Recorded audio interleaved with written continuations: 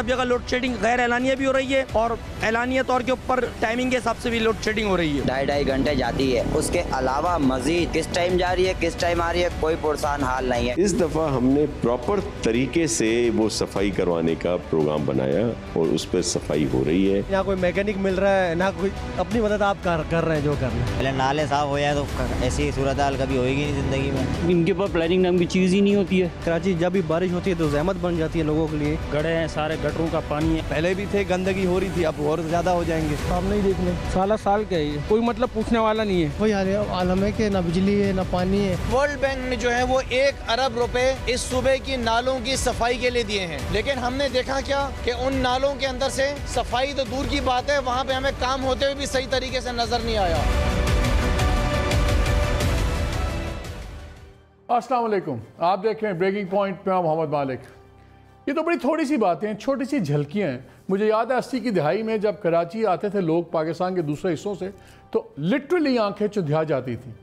Bright सड़कें, street lights, building, समुंदर, एक लगता था बड़े मॉडर्न शहर में आ गए हैं। और हर किसी की ख्वाहिश होती थी, हम तो ज़माने में टीनेजर्स थे, तो हर किसी की ख्वाहिश होती थी कि बस इस कराची में ही रहना है। अब वो कराची कहाँ पहुँच गया है। जो इकोनॉमिक्स का इंटेलिजेंस यूनिट है वो एक लिस्ट बनाता है सालाना और उसमें शहरों के बारे में लिस्टिंग करते हैं। उस लिस्ट के मुताबिक 2019 में कराची जो था दुनिया के 5 रहने के लिहाज से बदतरीन शहरों में था। और ये कोई ऐसे शहर नहीं, उसके नीचे लिस्ट में कौन है? दमिश्क है, आपको पता है वहाँ जंग चल रही है। लेगोस है नाइजीरिया में, वहाँ भी इंटरनल स्ट्राइफ चल रही है।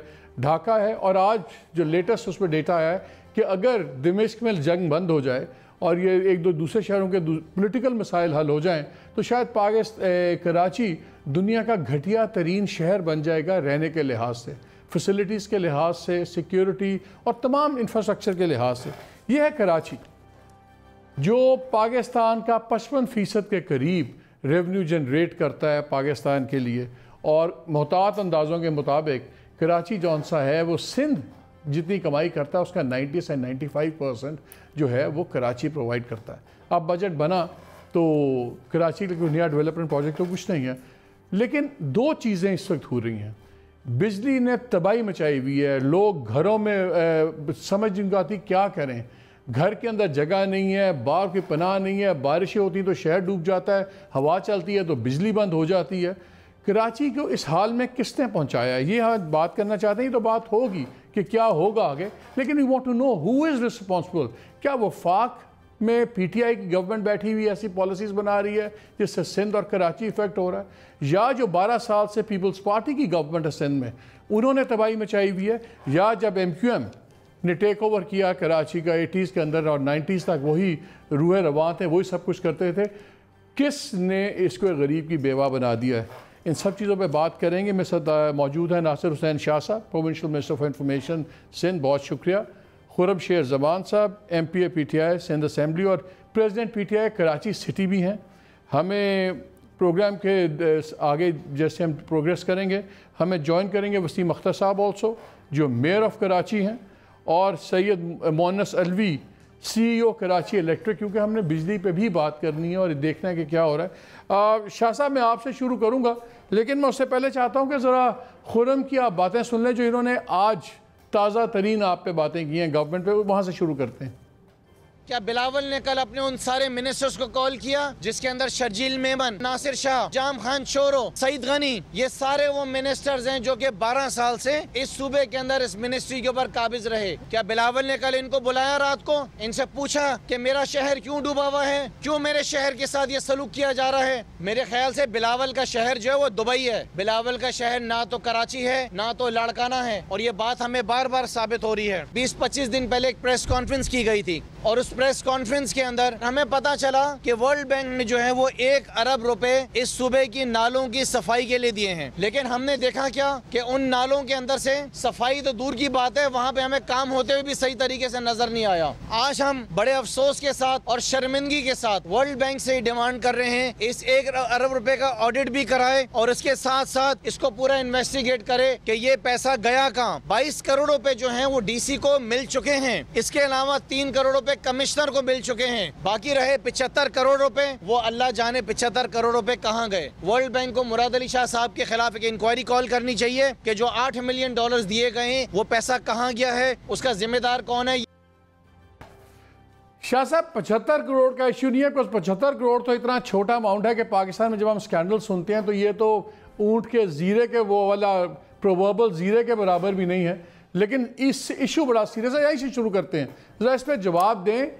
कराची डूबा हुआ है, नाले चौकड हैं, बिलियन आपके पास वर्ल्ड बैंक का था, बाकी तो छोड़ें, इसका तो हिसाब दे दें। बिस्मिल्लाहिर्रहमानिर्रहीम, अल्लाहुम्मा सल्ली अला मुहम्मदिन व आले मुहम्मद। अस्सलाम वालेकुम जी।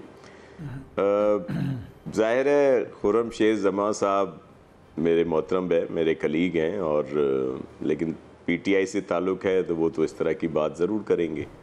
उनसे आप क्या तवक्को करते हैं कि वो कोई तारीफ़ करें पीपल्स पार्टी की या हमारे जो भी सिलसिला है। लेकिन अफसोस इस बात का होता है कि इतने अच्छे इंसान हैं, पढ़े लिखे इंसान हैं, लेकिन वो बातें पता नहीं कहाँ से ये सुन के आ जाते हैं कि उसी 1 बिलियन में से इतने कमिश्नर को चले गए, इतने डीसीज़ को चले गए। ऐसा कुछ नहीं है।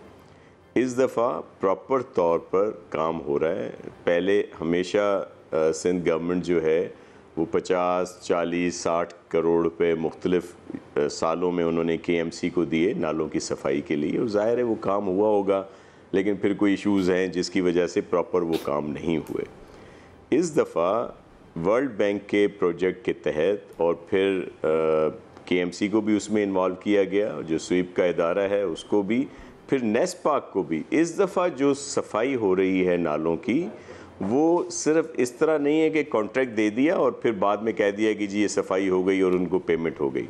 इसका पूरा एक मैकेनिज़्म बनाया गया है ट्रांसपेरेंट तरीके से कि जो भी सफाई होगी वो सारा जो भी वहाँ से निकलेगा स्लज, वो उनको लैंडफिल साइट पर पहुँचाना है। और जब लैंडफिल साइट पर वो वेट होगा तो उसमें भी तीनों टीयर शामिल हैं, स्वीप भी, KMC भी और नेस्पाक, जो इसको एविलेशन करेगा और फिर उनकी बाद में पेमेंट होगी। तो इस वक्त तक जो काम हुआ है उसके तहत जो ये 38 नाले KMC के हैं, उनके जितने चौकिंग पॉइंट हैं वो सब कमोबेश साफ़ कर दिए गए हैं। देखें, बारिश के पानी की बातें की गई, क्या सब लोग भूल गए हैं? जब आप 80 की जो बात कर रहे थे उस वक्त ज़ाहिर है बेहतर था, लेकिन बाद में जो चीज़ें सामने आई हैं तो आपको जो 8-10 साल पहले वाली बारिशें, जब थोड़ी सी बारिश भी होती थी तो 2-2, 3-3 दिन कोई मोबिलिटी नहीं होती थी, कोई रोड जो है वहाँ पे रोडेबल नहीं होता था, मोटरेबल नहीं होता था। अब आपको जितनी बड़ी शाहराहें 1-2 घंटे के बाद सब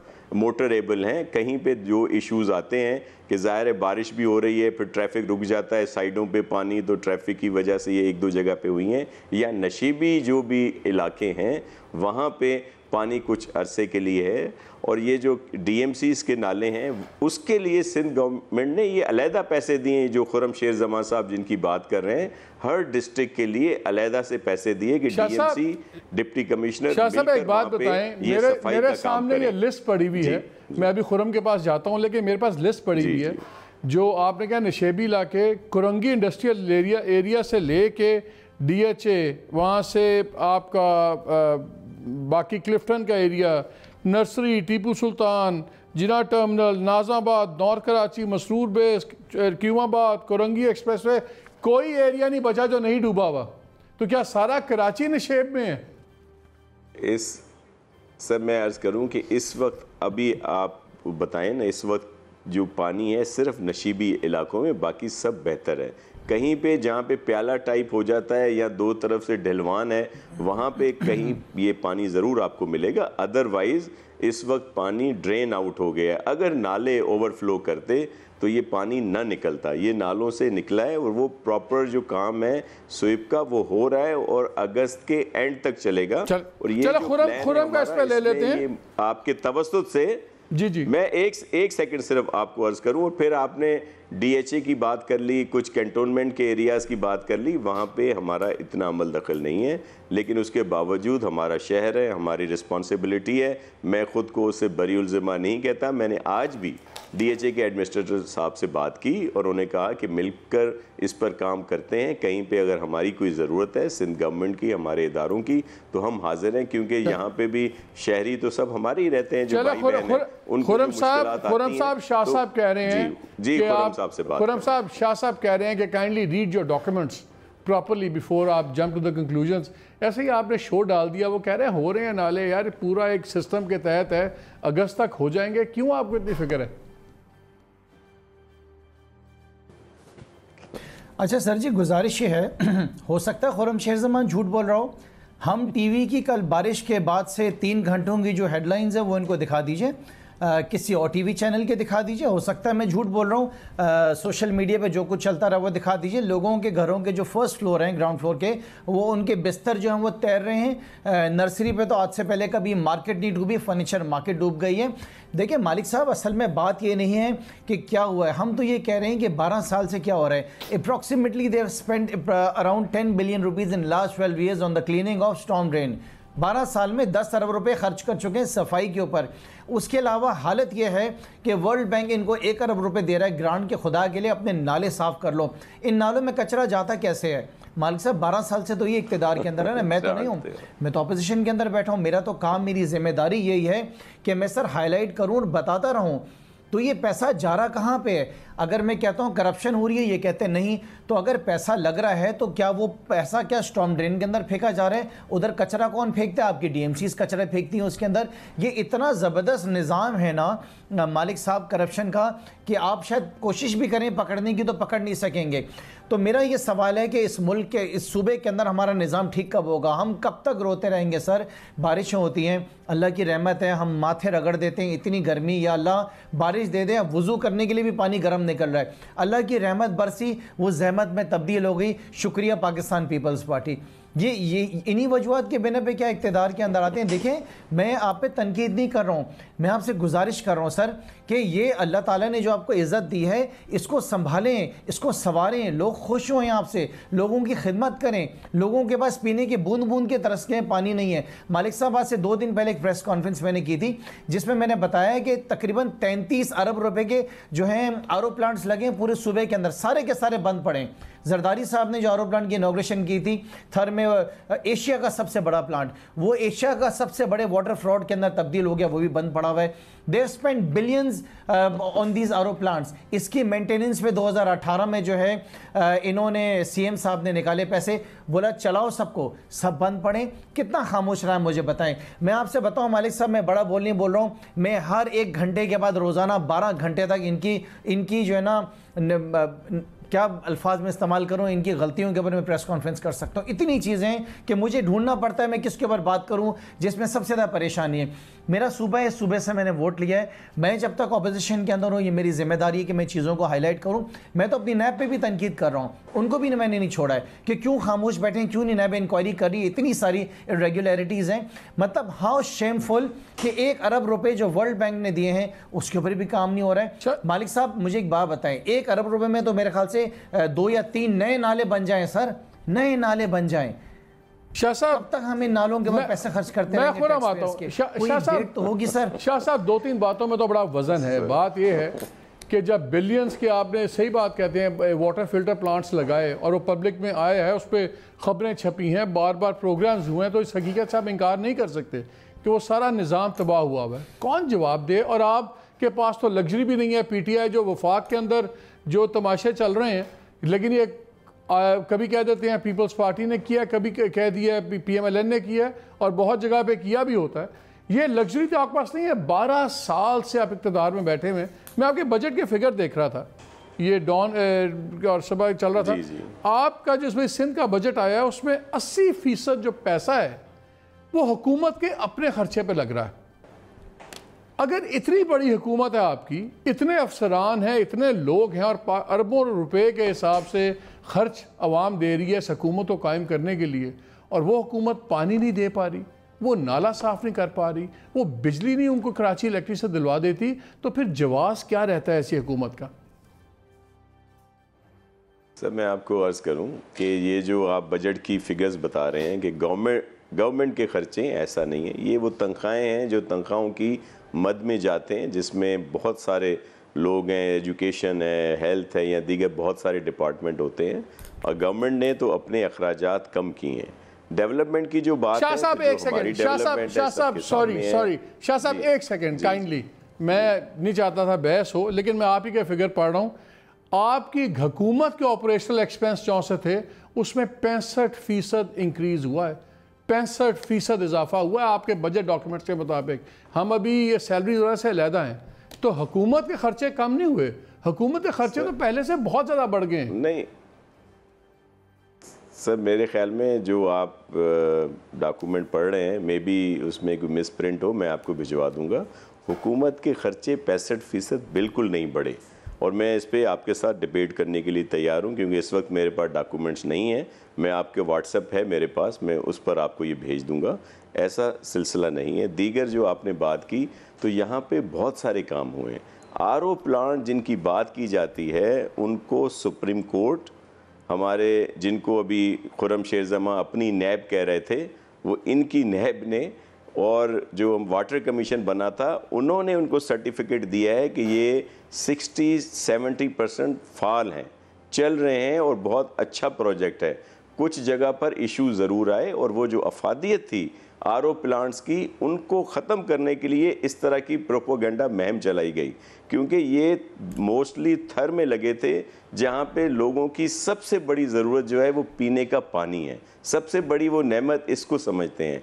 उनके पास पीपल्स पार्टी ने ये पानी पहुँचाया, लेकिन जाहिर है कहीं पे कुछ इश्यूज़ थे, कुछ RO प्लांट बंद हुए, कुछ O&M का इशू भी आता है कि जो उनको बाद में मेंटेन करने के लिए वो इश्यूज़ हैं, और ये भी गलत है कि चल नहीं रहे और उनके O&M में काफ़ी पैसे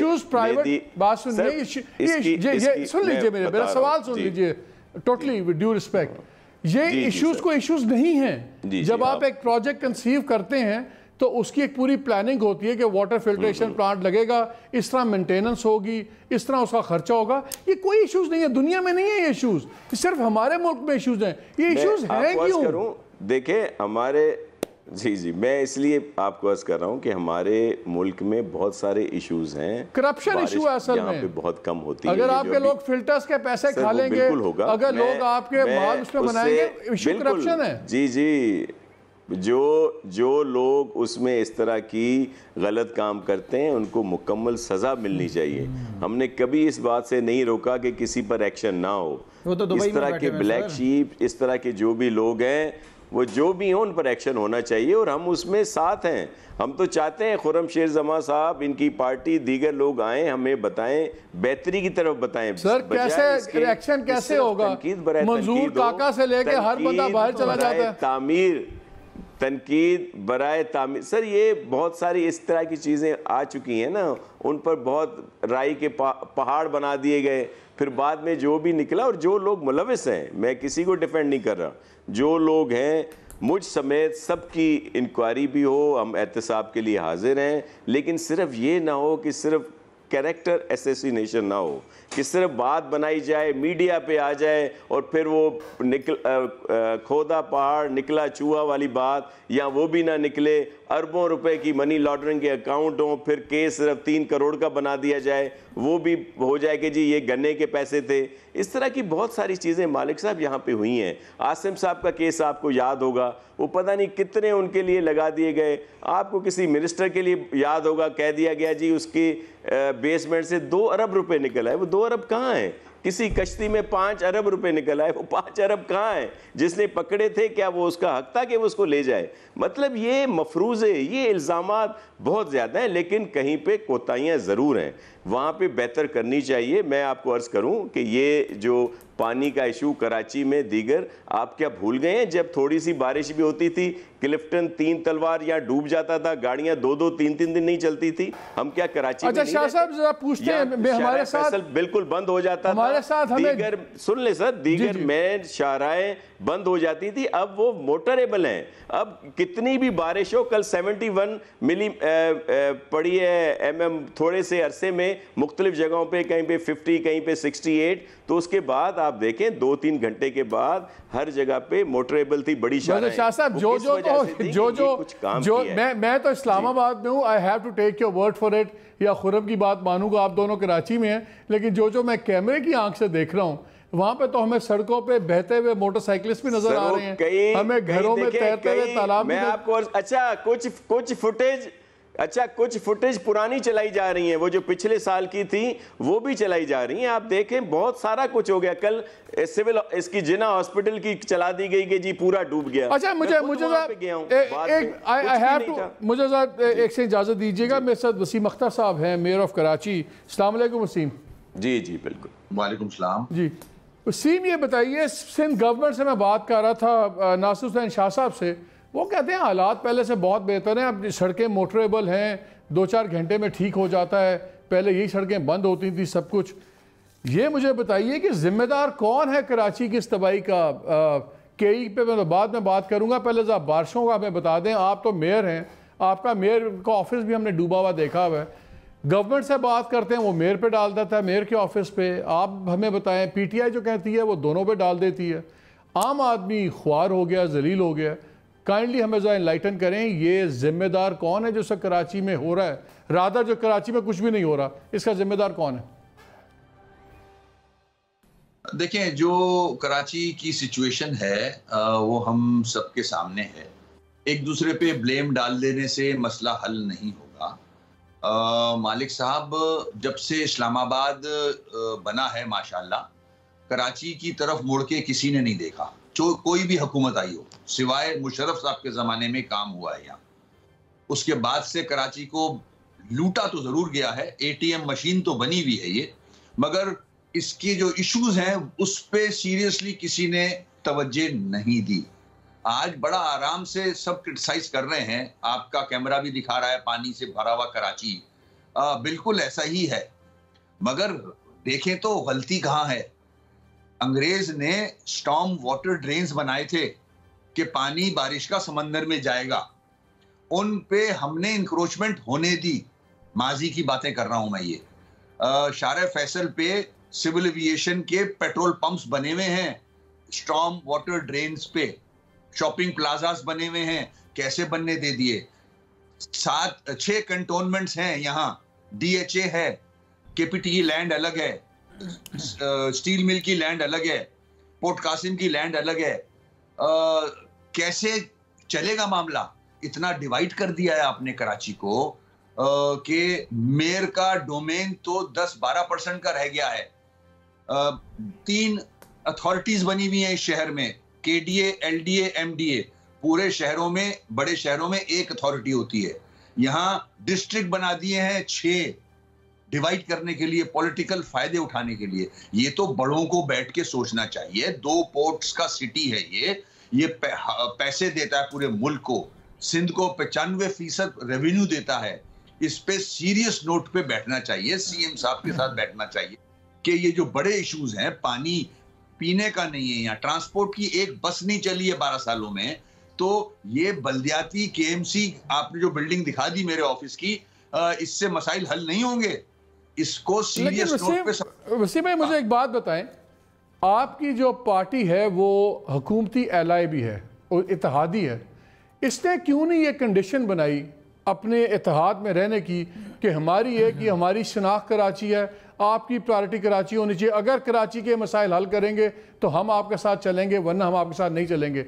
आप लोग भी तो फिर कराची के ऊपर फिर, if you can allow me to say that, फिर थोड़ी सी यहाँ से भी मुझे हिपोक्रेसी सी लगती है कि आप लोग जो कराची से ही बने हैं, और कई लोग कहते हैं कि आपने कराची को तबाह भी किया है, लेकिन आपकी शनाख्त तो कराची है। आप लोगों ने एज एन एलाई आप खामोश बैठे हुए हैं, सेंटर में आप बात नहीं करते। आप क्यों नहीं कराची इस्लामाबाद से दिखाते कराची को? आप ये कह जो रहे हो ये बड़ा आसान है मालिक। हम जब कोलिशन में जाते हैं तो हम मेन जो इश्यूज है कराची वो रखते हैं, सामने रखते हैं। पानी का है, वहां एग्रीमेंट होता है, वो एग्री करते हैं कि हाँ हम ये करेंगे हल। K4, S3 कहाँ है? कौन पैसा दे रहा है कराची को?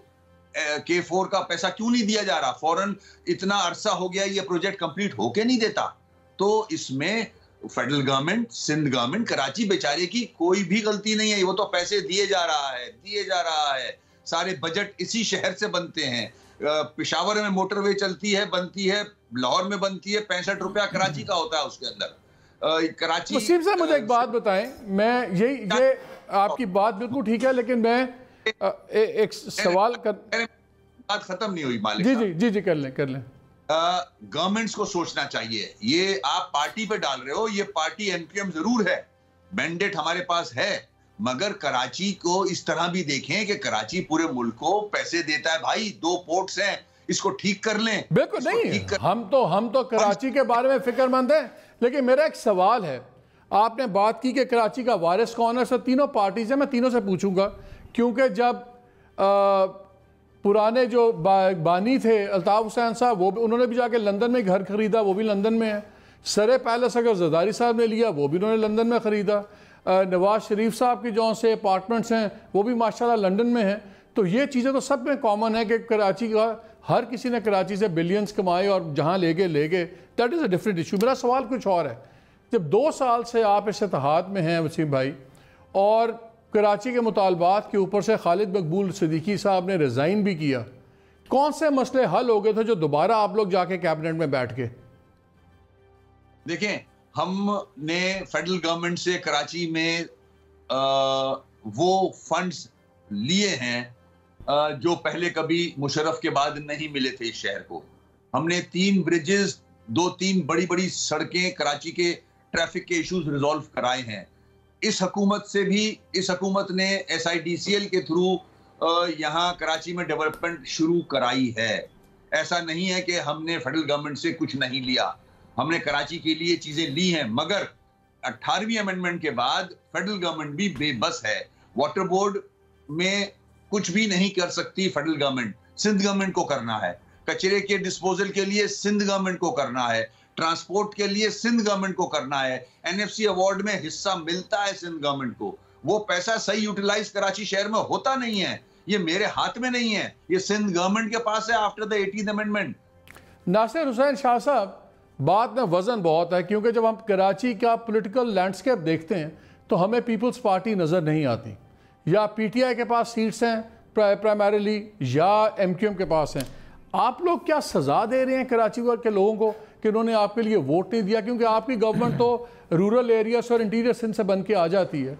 रहते आप सारे भी कराची में हैं, सबके कारोबार भी कराची में है, लेकिन प्रायोरिटीज़ हुकूमत की कराची नज़र नहीं आती। तो फिर तो इनके इल्ज़ाम में सदाकत लगती है कि आप, वरना ये ट्रांसपोर्ट का इशू फेडरल गवर्नमेंट को क्यों पुल बनाने पड़े आके?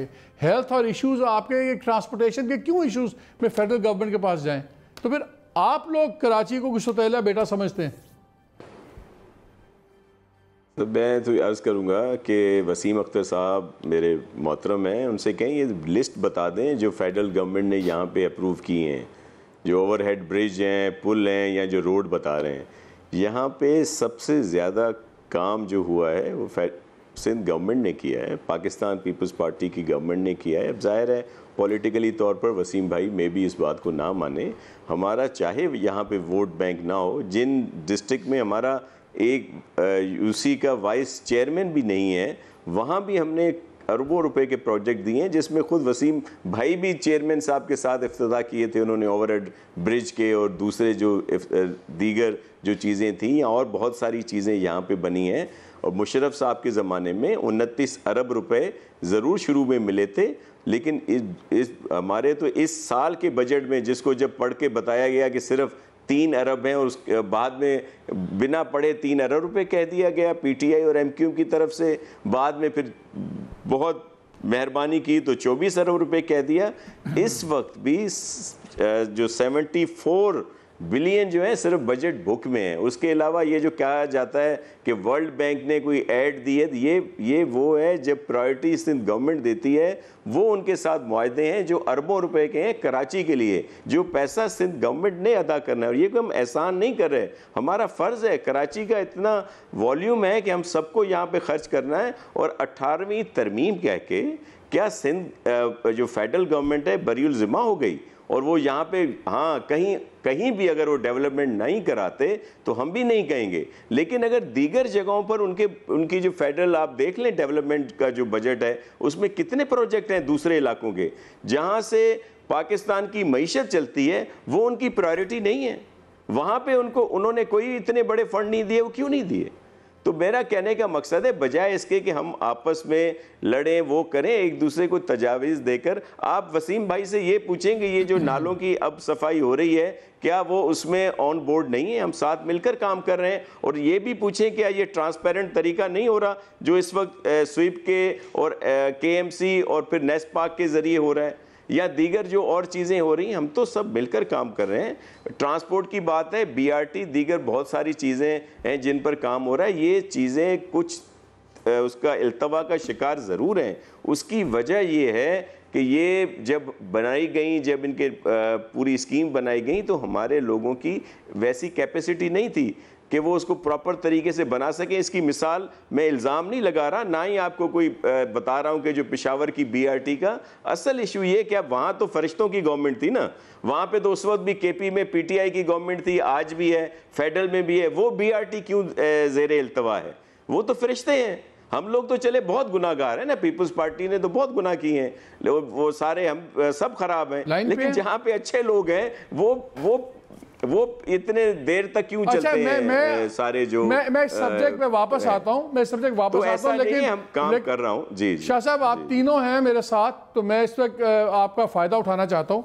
मेरे साथ लाइन पे मौजूद हैं सैयद मोनिस अलवी साहब, chief executive officer Karachi electric, क्योंकि कराची का दूसरा मसला बिजली का पड़ा हुआ है।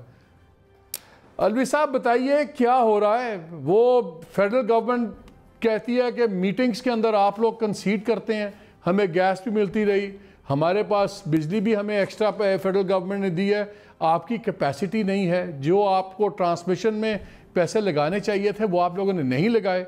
मैं एक एनालिसिस पढ़ रहा था, उसमें अलवी साहब ये था कि वहाँ पे KE ने इसलिए नहीं लगाए कि उस पर रेट ऑफ रिटर्न हार्डली 12% था, जबकि जब आप ट्रांसमिशन करते हैं, जनरेशन करते हैं, उसमें आपका प्रॉफिट बहुत ज़्यादा है। तो प्योरली फॉर कमर्शियल रीजंस, जिसमें यह भी नहीं कि नुकसान हो रहा था, ज़्यादा पैसे आपने कमा रहे हैं, लेकिन at the cost of Karachi के अवाम जो बेचारे, आप लोगों को तो जिस तरह वो बात करते हैं हम तो शो भी नहीं कर सकते। Who is responsible? बिस्मिल्लाहिर्रहमानिर्रहीम। मालिक साहब बहुत बहुत शुक्रिया आपको इनवाइट करने का, और आपने जो ये पॉइंट दिया है इसके ऊपर मैं जवाब देना चाहूँगा। आपको आवाज़ आ रही है मेरी? जी जी जी क्लियर। देखिए ये जो प्रोजेक्ट की जो प्लानिंग होती है ना, ये बड़े लंबे लंबे प्लान होते हैं, और ये ऐसा नहीं हो सकता कि आप कोई चीज़ प्लान कर लें विदाउट लुकिंग एट एनीथिंग। जब हम पावर प्लांट कंसीव किया था तो ये 2016 में किया था। जो आपके पास डॉक्यूमेंट्स अगर हैं तो आप जो नेफरा की अप्रूवल देखें जिससे अपफ्रंट टैरिफ हमने ऑप्ट किया था, इट वाज अगस्त 2016। और उसकी वजह ये थी कि अगर आपको याद होगा, और वो डॉक्यूमेंट्स अखबारों के अंदर मौजूद है, कि हमसे ये कहा जाता था कि 650 मेगावाट टर्मिनेट हो जाएगा, और आज भी जो 650 मेगावाट मिल रहा है वो एक सिंध हाई कोर्ट का स्टे ऑर्डर है जिसकी बेसिस पर मिल रहा है। तो फेडरल गवर्नमेंट ने ये डिसाइड कर लिया था 2014-15 में कि K इलेक्ट्रिक अपनी खुद जनरेशन करेगा, उसको नेशनल ग्रिड से बिजली नहीं मिलेगी। फिर हमने ये पावर प्लांट कंसीव किया, और इसके बाद इसके ऊपर ये रिक्वायरमेंट आई कि आप इसको लोकल कोल पे कन्वर्ट करें। फिर हमने वक्त लगाया, कॉन्ट्रैक्टर से बात की कि अब ये बोर्डेड कोल पे नहीं लगाना, जिसमें कुछ वक्त लगा, और अल्टीमेटली जब उस प्लान की अप्रूवल पे टाइम आया तो ये पता लगा कि फेडरल गवर्नमेंट ने ज़्यादा बिजली ले ली है और अब हमको उनसे बिजली लेनी पड़ेगी, जो कि बिल्कुल ठीक बात है। मगर कम सर ये सारी जो हमारे साथ सारे जो पावर है जो फेडरल गवर्नमेंट की ना, ये 500 kV के नेटवर्क पर है, और ये इतने बड़े बड़े इंटरकनेक्शन होते हैं जो बगैर किसी प्लानिंग के नहीं बनाए जा सकते। इस बात से कि आपको शायद बिजली मिल जाएगी, इसकी पूरी एक लोड फ्लो स्टडी होती है। उसके बाद कॉन्ट्रैक्टर कोई सेलेक्ट किया जाता है, किसी कॉन्ट्रैक्टर, उसके बाद वो इस इक्विपमेंट को ऑर्डर करता है, बाकायदा लाइनों के राइट ऑफ वेज लिए जाते हैं, और फिर वो इंटरकनेक्शन क्रिएट किए जाते हैं। जो हमें अप्रूवल मिली है कि अब आप ये बिजली मिलेगी, ये जून के लास्ट वीक में मिली है, और इसकी बेसिस पे हमने जमीन की रिक्वेस्ट भी कर दी है प्रोविंशियल गवर्नमेंट से, और उसके बाद हम इस वक्त जो इसकी जो RFQ होता है, जो प्रपोजल नहीं, वो ठीक है, रिक्वेस्ट पर प्रपोजल की बात नहीं। मैं इसको सिंपल रखना चाह रहा हूँ ताकि लोग कंफ्यूज ना हो। अली साहब बात यह है कि 2-3 चार्जेस आप लोगों की तरफ से स्टेटमेंट्स आई। पहले आप लोगों ने कहा कि हमें ऑयल नहीं मिला, इसकी वजह से हमारी शॉर्टेज हुई है, हम बना नहीं सके। फेडरल गवर्नमेंट ने दबा के आपको कैटेगोरिकली कहा कि गलत बयानी आप कर रहे हैं, आपको ऑयल मिला। और फिर जो मीटिंग्स की रिपोर्ट्स आई कि उन मीटिंग्स में आप लोगों ने कंसीड किया कि हाँ हमें मिला है। फिर आपने कहा कि हमें एक्स्ट्रा बिजली की बात नहीं है, हमें उसकी वजह से शॉर्टेज, हम क्या करें। गवर्नमेंट ने कहा कि हम बिजली दे सकते हैं, आपने ट्रांसमिशन लाइंस में इन्वेस्ट करना था डिलीवरी की, आपने नहीं किया, आप लोड उठा ही नहीं सकते। लेकिन हैविंग सेड दैट, मैं अभी आपके पास दोबारा और kindly stay with me. Shah साहब एक चीज़ बताएं, बल्कि मैं खुरम आपसे शुरू करता हूँ, बिकॉज आप लोगों ने बहुत इस इशू को उछाला भी था, सब कुछ था। KE के पास क्या वो फॉर्मूला है, क्या वो ताकत है कि इनके सामने हर कोई बेबस हो जाता है। मैं आपकी बात से पहले असद उमर साहब की भी मैं 2-3 बढ़के सुनाना चाहता हूँ जो अभी उन्होंने लगाई थी कुछ दिन पहले कराची में। कल से कराची में गैर एलानिया लोड शेडिंग का खात्मा कर दिया जाएगा। कल से कराची में कोई भी गैर एलानिया लोड शेडिंग नहीं होगी। उन्होंने वो सिस्टम नहीं बनाए, ग्रिड स्टेशन नहीं बनाए कि वो बिजली ले सकें। कॉमन डिलीवरी पॉइंट उनके 2 बनते हैं, कराची ईस्ट पे और वेस्ट पे। अभी अब हमने उनको फोर्स किया है, वो बनाएंगे और ये 2022 तक उनकी ये स्टेशन बनेंगे, ग्रिड स्टेशन। जिस सोच के साथ हम फैसला साजी कर रहे हैं कि इलेक्ट्रिक एक निजी इदारा जरूर है, कराची इलेक्ट्रिक प्राइवेटाइज किया गया है, कराची प्राइवेटाइज नहीं किया गया। जी खुरम, कराची प्राइवेटाइज नहीं किया गया, कराची इलेक्ट्रिक किया गया है। और फिर आपकी लीडरशिप ने 1-2 जगह ये भी कहा कि हम टेक ओवर करेंगे अगर ये नहीं करेंगे। कहाँ गई वो बातें? गैर एलानिया लोड शेडिंग भी हो रही है, एलानिया भी हो रही है। उस दिन के बाद कोई ग्राउंड सिचुएशन चेंज नहीं हुई भी। आज भी आप पूरे टेलीविजन पे आप देखिए, तमाम चैनल्स पे लोगों के व्यूज़ चल रहे थे, सब कुछ चल रहे थे। तो फिर आप लोग खामोश क्यों हो जाते हैं सारे? नहीं, देखिए खामोश का तो सवाल ही नहीं पैदा हो सकता है, क्योंकि देखिए हम खुद वहाँ पर बैठे थे, हमने एहतजाज किया था। उस मीटिंग के अंदर मैं भी मौजूद था, अलवी साहब भी मौजूद थे, और इन्होंने बड़ी सफाई से कहा कि हमें जो फर्नेस ऑयल पूरा नहीं मिल रहा है, हमें गैस का प्रेशर शायद कह रहे थे कि 2.5 बार होना चाहिए, वह हमें 1.3 मिल रहा है। गवर्नर साहब ने वहाँ बैठकर, असद उमर साहब ने इनकी दोनों डिमांड्स पूरी करी। इसके अलावा जो भी इन्होंने कहा वो बात भी उनकी पूरी हुई। इन्होंने वहाँ पर श्योरिटी दी कि अब जो है 2 दिन के बाद मैक्सिमम 1 दिन बोला हमें दें, उसके बाद से हम लोड शेडिंग नहीं होगी बिल्कुल भी। और साथ साथ ये भी कहा कि 77% जो इलाका कराची का जो कि लो लॉसेस है, वहाँ पे ज़ीरो लोड शेडिंग होगी। जो इंडस्ट्रीज़ हैं वहाँ पे ज़ीरो लोड शेडिंग होगी। और कहा कि जो हमारे लॉसेस वाले एरिया हैं वहाँ पे 204 घंटे जो है लोड शेडिंग होगी। लेकिन मेरे ख्याल से 3 से 4 दिन के बाद हमने देखा तो वही हशर हुआ है, वही हालात हैं। देखिए हम कभी भी यहाँ पर बैठ कर के इलेक्ट्रिक के स्पोक्स पर्सन नहीं बनेंगे, हम यहाँ बैठ कर इनकी तारीफ़ें नहीं करेंगे। इनफैक्ट हमारा तो ये कहना है कि जब तक के इलेक्ट्रिक की मोनोपोली कराची के अंदर होगी, जब तक ये अकेले यहाँ पे सप्लाई करने वाले होंगे, कराचीइट्स इसी तरह जो है वो सड़ते रहेंगे। लेकिन एक्सटेंशन किसने दी इनको? हमने तो एक्सटेंशन नहीं दी, इनको एक्सटेंशन देने वाले हमसे पहले थे। लिहाजा जो इनको ऑफ़र यहाँ तक ये भी मिल चुकी है कि जो नेशनल ग्रिड से बिजली है वो ज़्यादा दी जाएगी। ज़ाहिर है कि उसके लिए ट्रांसमिशन लाइन बिछानी है, लेकिन हमें ये सोचना पड़ेगा मालिक साहब कि हमें आगे के लिए क्या करना है। के इलेक्ट्रिक के अगर हम आसरे पे बैठे रहे तो यही हालात रहेंगे जब वहाँ पे CEO बैठे हुए अपनी कमिटमेंट पूरी नहीं कर सके हैं। उन्होंने प्राइम मिनिस्टर की बनाई हुई जो एक कमेटी थी उसके सामने इनकी जो मिस कमिटमेंट हुई है, तो हम आगे इनसे क्या वहाँ पे क्या मिस कमिटमेंट हुई है हमारी? वहाँ पे क्या मिस कमिटमेंट हुई है? क्या उसके अंदर इनका वादा? खुरम, मिस कमिटमेंट क्या हुई है प्रिसाइज? क्योंकि मैं अलवी साहब से जानना तो उन्होंने कमिटमेंट की थी। देखें उनकी जी खुरम बताइए। उस वक्त इन्होंने यही कमिटमेंट की थी ना कि जो असद उमर साहब ने वहाँ पे आके प्रेस कॉन्फ्रेंस में असद उमर साहब ने कहा, गवर्नर साहब ने कहा, ये वही स्टेटमेंट थी जो कि CEO साहब ने वहाँ पे करी थी कि हम एक दिन मेरे ख्याल से फ्राइडे को हमारी वहाँ पे प्रेस कॉन्फ्रेंस हुई है या सैटरडे को, इन्होंने कहा मंडे से कोई लोड शेडिंग नहीं होगी। जो डिमांड्स इनकी थी वो अगर पूरी नहीं हुई तो ये आपके सामने बताएं, अगर पूरी नहीं हुई तो क्या रीजंस है। देखिए ना, हमें ये नहीं आप बताएं कि 2016 में क्या प्लान हुआ था, अब आप क्या करने जा रहे हैं, आप वजूहत तो बताएं। क्या फेडरल गवर्नमेंट की किसी गलती की वजह से, मौजूदा फेडरल गवर्नमेंट की गलती की वजह से कराची वालों को बिजली नहीं मिल रही है?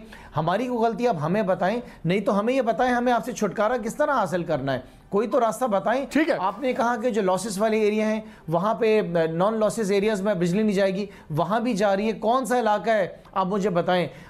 डिफेंस के अंदर आज 8 घंटे फेज 8 में लाइट नहीं है। पूरे शहर के अंदर अलग अलग, छोड़ें डिफेंस को आप, वहाँ पे तो जनरेटर्स चल रहे हैं। उसके अलावा मेजॉरिटी ऑफ द एरिया जो कराची का, वहाँ पे इस वक्त लोड शेडिंग है।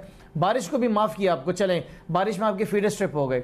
तो हम कभी भी यहाँ पर बैठकर, चाहे ये के इलेक्ट्रिक फेडरल गवर्नमेंट के इदारे के अंडर आता है, नेपरा के अंडर, मैं कम से कम बैठ के, हमारी कभी भी पार्टी इनको बैठ के सपोर्ट नहीं करेगी। ठीक है, हाल हमारा हुआ है। अलवी साहब काइंडली बेयर विद मी, मैं भी आपका सारों इकट्ठे जवाब लूंगा। मैं जब वसीम अख्तर साहब से इस पर व्यू पॉइंट लेना चाहता हूँ।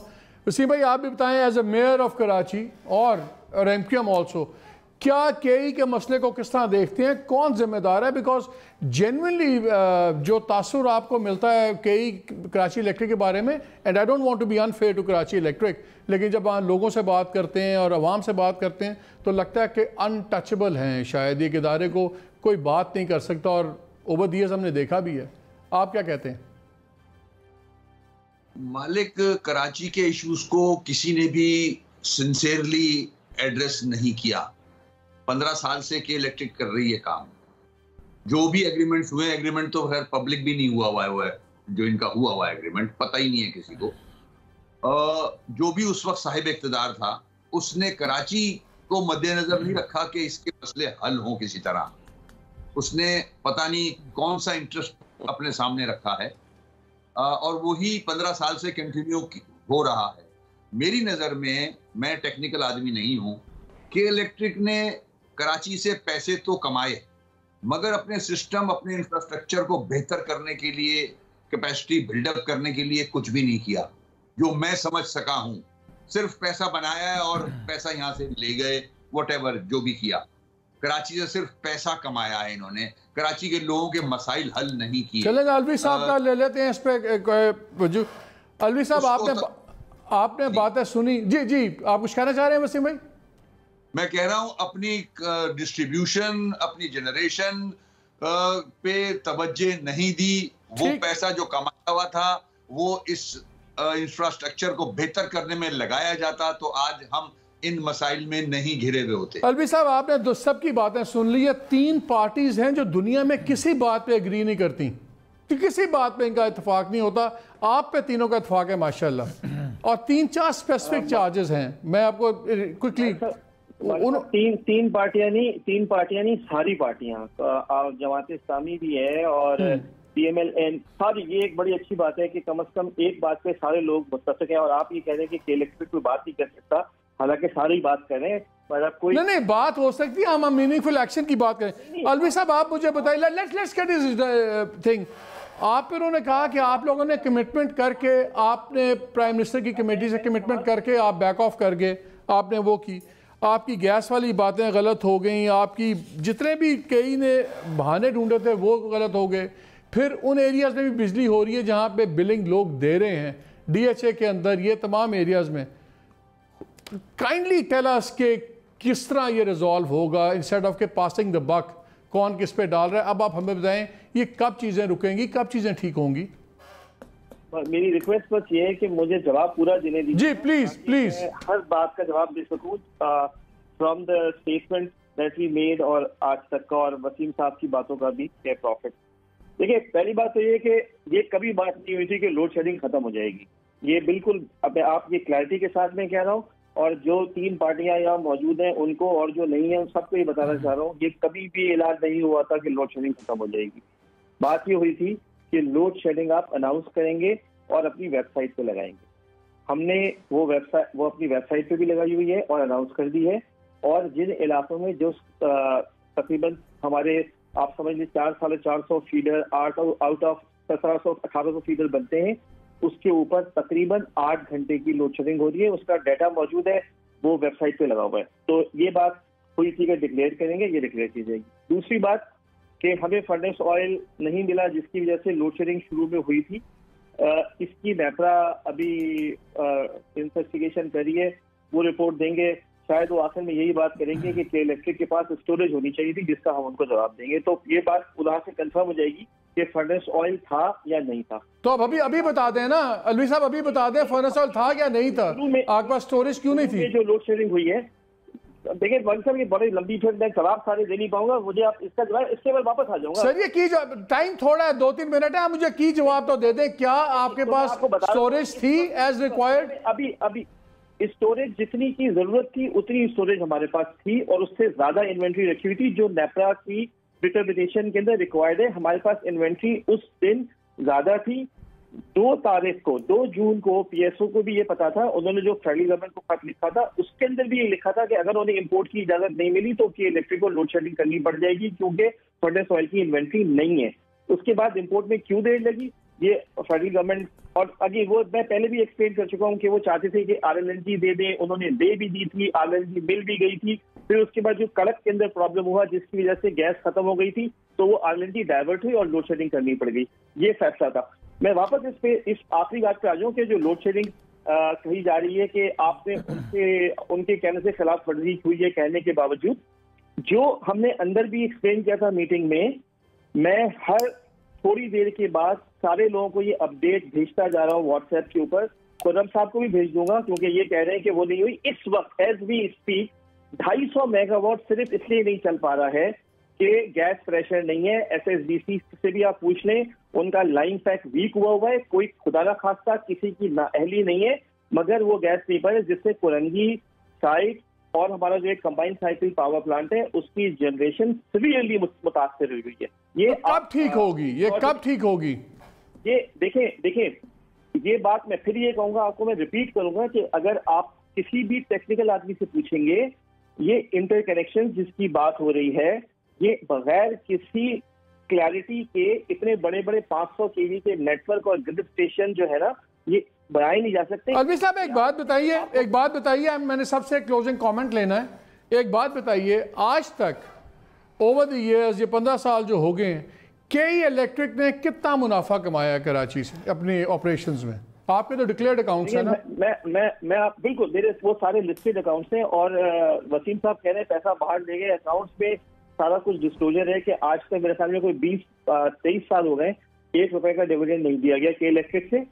जो पिछले साल का हमारा 2019 के अकाउंट्स आए हैं, 280 अरब रुपए की सेल्स हैं, जिसके ऊपर 8 अरब रुपए का बिफोर टैक्स प्रॉफिट हुआ है।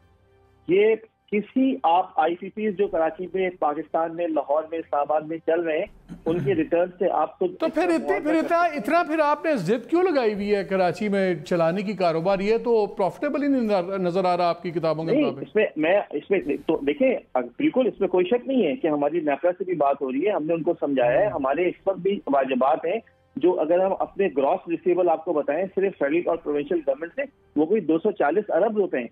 उसके अगेंस्ट में हमने बोरो कर करके तो सारी पेमेंट्स की। आपने ये पूरा क्राइसिस देखा इतना बड़ा, किसी इदारे ने ये कहा कि के इलेक्ट्रिक के पैसे वाजिब अदा है जिसकी वजह से हम इनको तेल या चले सर 90 बहुत शुक्रिया। जस्ट 30 सेकंड अगर आप तीनों में से कोई कमेंट देना चाहते हैं। मुझे तो हमदर्दी हो रही कराची इलेक्ट्रिक के साथ। खुर्रम साहब, शाह साहब, एक बात मैं मालिक साहब कहना चाहूँ, मालिक साहब वेरी क्विकली, मालिक साहब मैं इसमें एक बात कहना चाहूँगा। ये बेसिकली ये कहना चाह रहे हैं कि गवर्नर सिंध ने और फेडरल मिनिस्टर ने जो स्टेटमेंट दी है वो अपनी खुशी से दे दी है। उस मीटिंग के अंदर मैं मौजूद था, उस मीटिंग में आपने कहा था कि जो लो लॉसेस एरियाज़ हैं वहाँ पर भी जो है लोड शेडिंग नहीं होगी।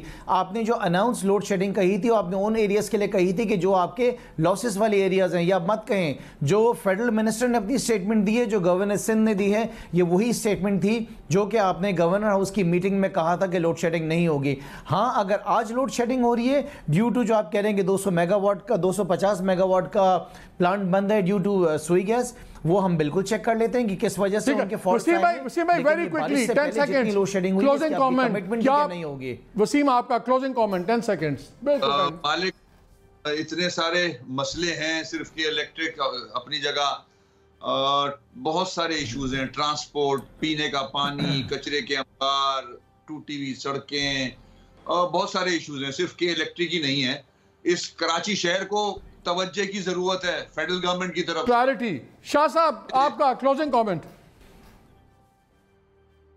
जी बिल्कुल, के इलेक्ट्रिक को अपनी परफॉर्मेंस जो है बेहतर करनी होगी। कराची के शहरियों के लिए सब लोग बड़ी अजियत में हैं, लेकिन जो फेडरल गवर्नमेंट की तरफ से फर्नेस ऑयल और गैस और दीगर चीज़ें वो भी इनको प्रॉपर मिलनी चाहिए। और उसकी बड़ी वजह वही है कि जो फेडरल गवर्नमेंट ने पाबंदी लगा दी थी ना सिर्फ के इलेक्ट्रिक पर, जो भी OMCs थी उन सब को इंपोर्ट करने पर। हालांकि उस वक्त और इंटरनेशनल शाह साहब ये पॉइंट इज मेड, वक्त खत्म हो गया।